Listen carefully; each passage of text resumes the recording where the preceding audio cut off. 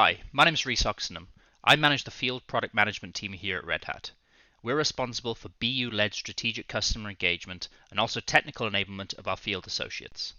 Over the next few minutes, I'm going to be providing a live demonstration of the latest capabilities and features of the OpenShift Assisted Installer, a web-based utility that helps with the deployment of OpenShift, simplifying the provisioning of an OpenShift cluster right from the ground up. Over the past few months, we've seen some incredible leaps forward from the engineering and product management teams behind this technology, and I was excited to be asked to follow up my previous video. The tool that you're about to see is primarily targeted at bare metal clusters, and I thought it best to use real metal systems this time around. I'm going to be deploying a 3-node cluster, where all nodes are simultaneously master and worker nodes, demonstrating a use case that is in significant demand from our customers and partners, especially for edge scenarios, and where bare metal affords customers the ability to also run virtualized workloads, or workloads that can exploit hardware functionality such as GPU acceleration. The latest version of the OpenShift Assisted Installer is tightly integrated into the cloud.redhat.com portal, and the version you're seeing right now is part of the staging environment, so it's not yet what our customers are able to use, but will closely mimic how we expect our customers to use it. From within the cloud.redhat.com portal, we have the ability to view all of the currently deployed clusters, as well as create new ones, and be guided through the process. Here you can see that I do not have any defined already, so we'll need to follow the wizard to help define a new one. The first question is whether I want to deploy an OpenShift dedicated cluster, or one that I manage myself. In this staging environment, the only option available to me is the normal Manage My Own option. Then it'll ask me where I want to deploy this cluster, whether I want it to be on the public cloud somewhere, or somewhere within my data center, or even running right here on my laptop. The Assisted Installer, as I explained previously, is targeted at bare metal clusters and is the entry point for the workflow we're going to be demonstrating today, even if the intention is to deploy on non-bare metal environments like virtual machines. So we'll select bare metal here. Now it's going to ask whether we want to deploy using the standard user provision infrastructure or with the Assisted Installer route. And for this we'll of course select the Assisted option. Here's where we start to see some familiar asks. We first have to give the cluster a name, and this name is important as it will be appended to the DNS domain to form the full name of the cluster. As I'm deploying into an existing bare metal environment, I'm going to call my cluster PEMLab. Next it asks which version of OpenShift I want to deploy, and the only option here is 4.6 currently, so I'll leave it as it is. And finally it provides an option for me to input my pull secret. So the installer has the correct authentication and authorization credentials to pull the container images required for both installing and operating the OpenShift cluster. Now one of the great additions, now that this is integrated within cloud.redhat.com, is that we not only get single sign-on support, but it can also automatically grab my pull secret that is associated with my Red Hat account. Hence why this has already been pre-populated for me. Now I'm ready to select Save and Continue. The next page is where the bulk of the configuration will take place. The cluster name has been carried forward from the previous section, and like before it will give me the option to download the Discovery ISO, and when hosts are provisioned with this ISO, they'll automatically appear in this pane ready for us to utilize as part of the new cluster. Let's download this Discovery ISO now. The clever part of this is that the Assisted Installer will dynamically create a new Discovery ISO for us, a CoreOS boot image containing all of the necessary credentials and API endpoint information for the nodes to be consumable by this new cluster in a zero-touch fashion. Simply boot the ISO, and all of the rest is completed from within the Assisted Installer window pane. For troubleshooting, it asks us to pull in an SSH public key, so that in the event of the nodes not appearing as expected, we can at least connect into the machines and do some troubleshooting of the agent service that gets spawned automatically. I thankfully have this handy. This section also confirms whether we want to use an HTTP proxy, and if so, we can ensure that that gets configured within the ISO. But in our case, we don't need one. Behind the scenes, the Assisted Installer platform will now generate our custom ISO and make it available on an S3 bucket for our download. This takes about 20 seconds or so, so I'll speed it up a little. Now we have the endpoint of the custom ISO. We have about an hour before the object gets deleted, which will be plenty of time for us. Let's copy that URL for now and move over to our bare metal environment. For access to the cluster, I'm using a jump host that I'm accessing over VNC, primarily because I'm going to need to attach this Discovery ISO to my bare metal hosts over a virtual media interface. And given that these systems are based in the US, it's generally not a good idea to have them pulling the contents of the ISO over the Atlantic, and hence why I'll attach them directly from a VM residing in the same data center. A brief overview of the setup that I'm using here. I've got 3 Dell FC430 blades, and I've opened up a virtual console to each of them that will allow us to monitor the progress, but also attach the Discovery ISO directly. We're also using 3 bare metal machines here to demonstrate the converged master and worker configuration, but it would be absolutely possible to have additional nodes, or even virtualize the master nodes and have only physical bare metal workers. Given that the assisted installer follows the bare metal IPI approach of deployment, we have a few key requirements to bear in mind. You'll need to ensure that you have at least 3 master nodes. That's standard across OpenShift. You need to make sure that those 3 masters have layer 2 network adjacency between those nodes, that you have an IP address allocated each node via DHCP, and that the network that gets attached has routed access to the assisted installation API. You also need to make sure that there's basic DNS resolution to allow the nodes to pull container images from the default sources. Once the cluster is up and running, it self-manages 2 additional virtual IPs for both the API and ingress. It also takes care of load balancing across the master nodes and manages internal cluster DNS. Therefore, there are very minimal external requirements to get this environment up and running. So let's first get the ISO downloaded into this environment, recalling that we've already got the location of the ISO ready to be pasted in. Now that I have that locally, I can attach it to each of my bare metal machines through the virtual media interface. Let's first take node 10. Select the Discovery ISO that I just downloaded and map it to my node. I then need to force the next boot device to be the virtual CD-ROM.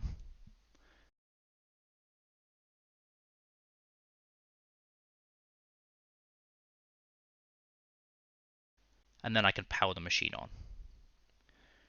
We can watch this machine turn on through the console. Now we'll repeat that process for node 11 and node 12, my second and third masters.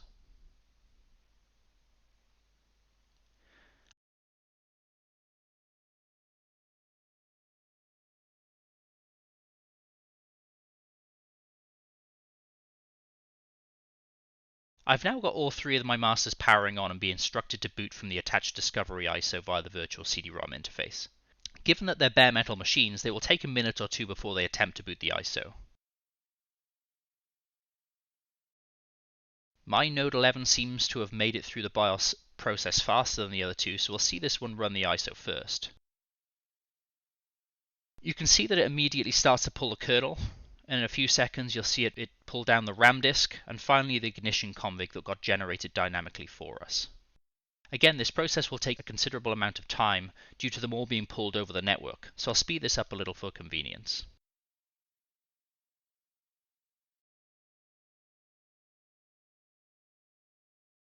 So that's the first node, node 11, that has finished booting up, and we should expect to see this report into the assisted installer UI momentarily. And there it is, currently in a discovery phase, where the agent running on the machine will report information about the system, such as CPU count, memory, disk availability, and much more, which we will show shortly. Let's give it a few more minutes for all 3 to report in.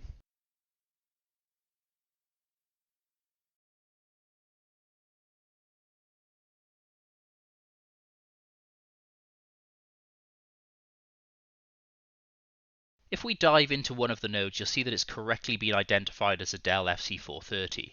It correctly shows the 400GB solid-state drive, the networking interfaces, and the IP address assigned via DHCP. The status of all of these machines is now pending input, as we have to provide further configuration before the machines will be ready for cluster deployment. One of the new changes is now the automatic role assignment, where there's logic built into the platform to help with best fit role placement based on available nodes and their respective configuration.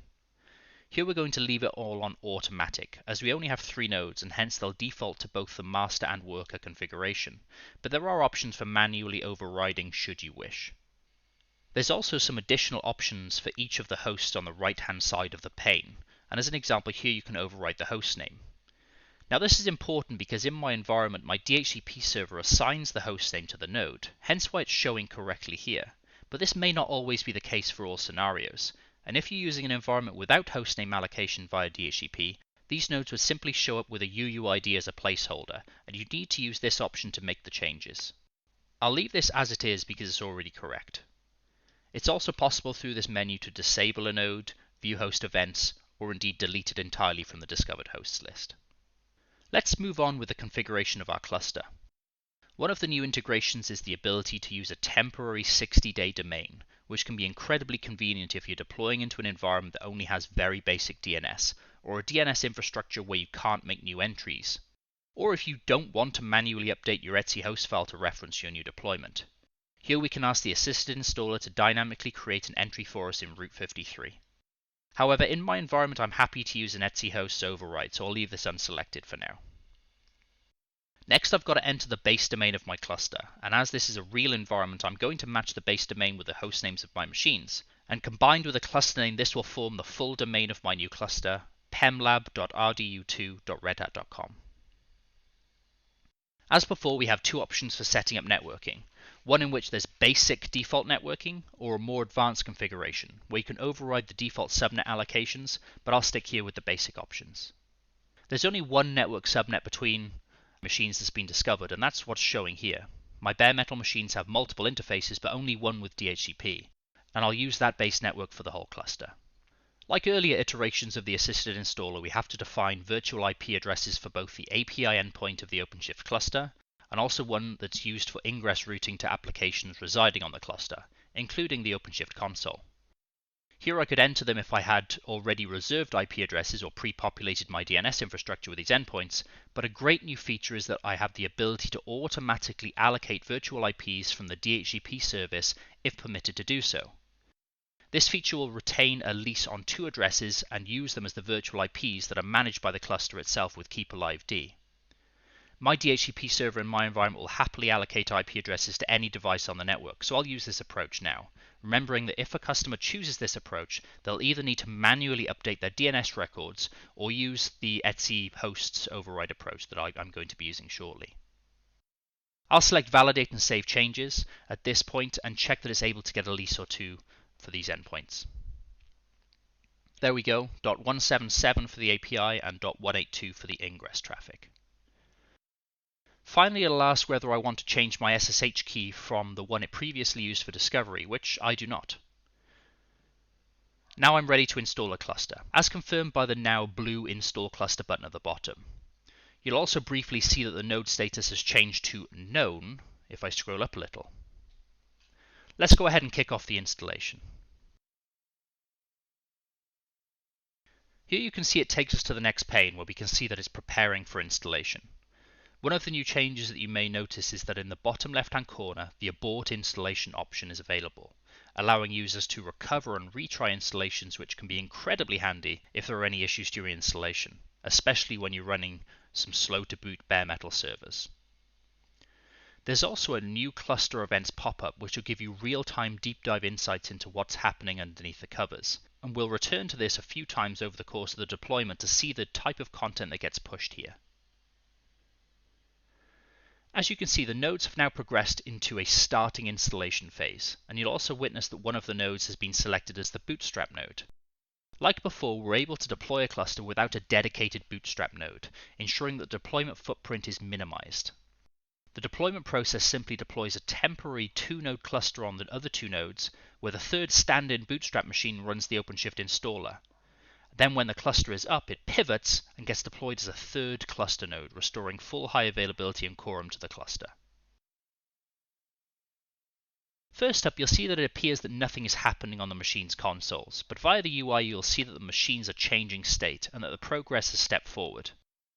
At this stage, the two normal masters will be provisioned with the CoreOS image onto the root disk of the node. And if we watch the console output, now that I've sped it up a little, you'll see that the two machines, node 12 and node 10, reboot and start up from the hard disk, no longer relying on the discovery ISO, even though I've not disconnected it yet. Node 11 will continue to orchestrate the deployment as the temporary Bootstrap machine, and will only reboot once the cluster is up and running.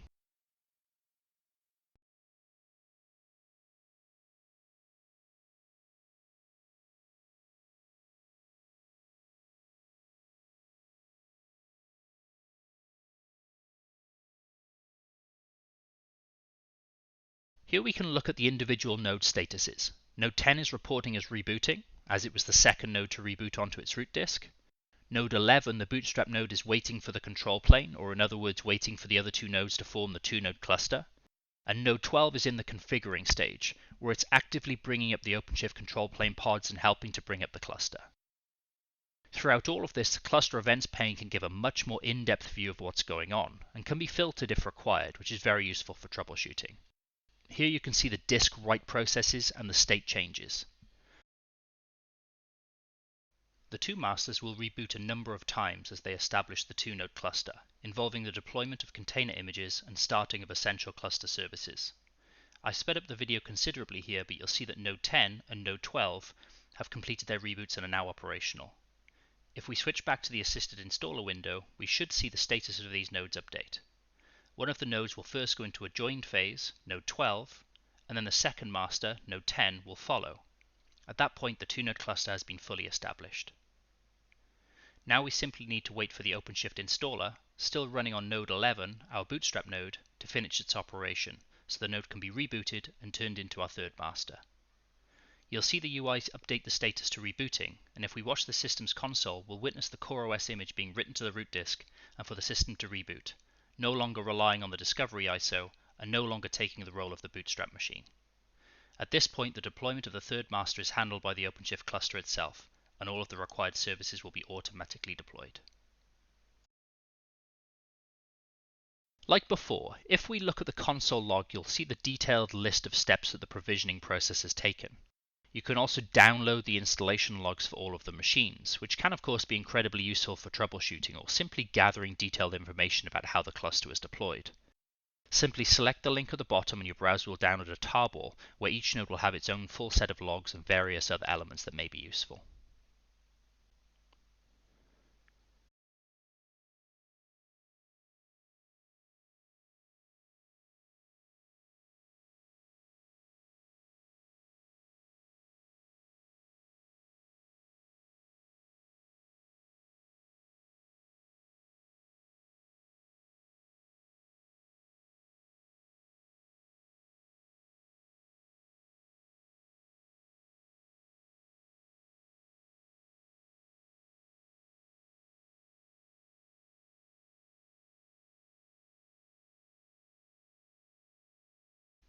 Here we are at 95% and almost deployed. Let's give it a little while to finish up. Our third master node should be rebooting for a final time right about now before the installation will be finalizing.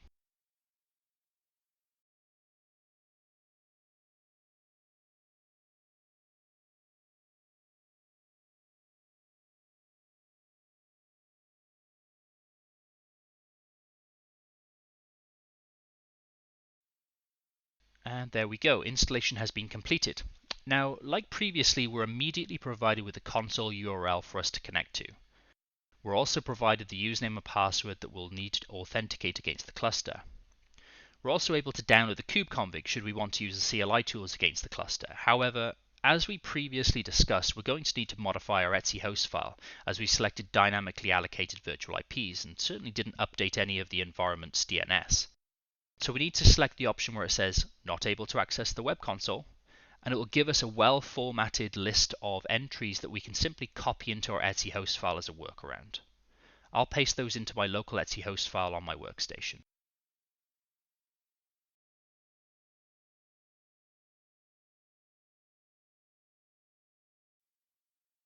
Now when I select the Launch OpenShift Console button, I should be presented with the OpenShift Web Console.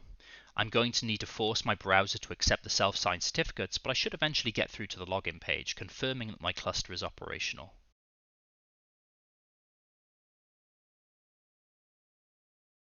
The username is the standard kubeadmin, and I can copy the password directly from the assisted installer page.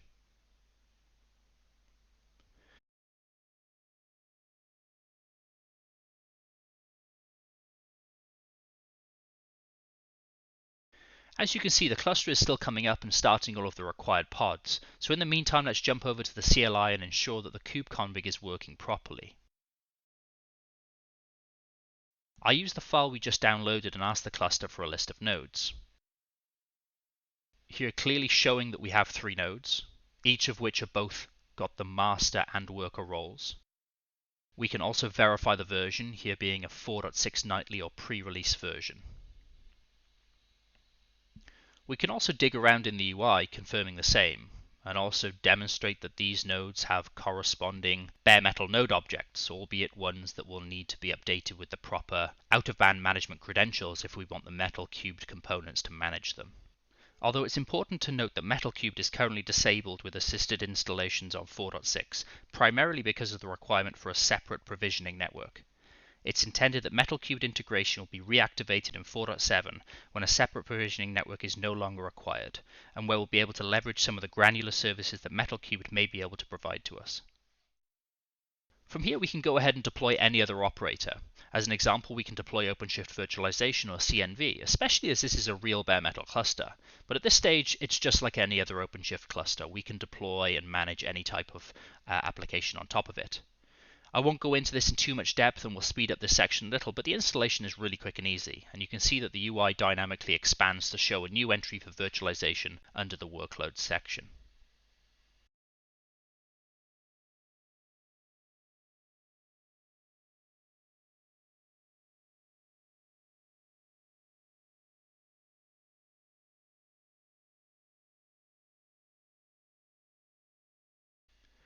And there we have it. That concludes the demonstration. I hope it was useful and clearly demonstrated the excellent new assisted installer options. I'm sure the engineering and product management teams would love your feedback, so please don't hesitate to get in touch with myself or any team members if I can be of any use. Thank you for watching.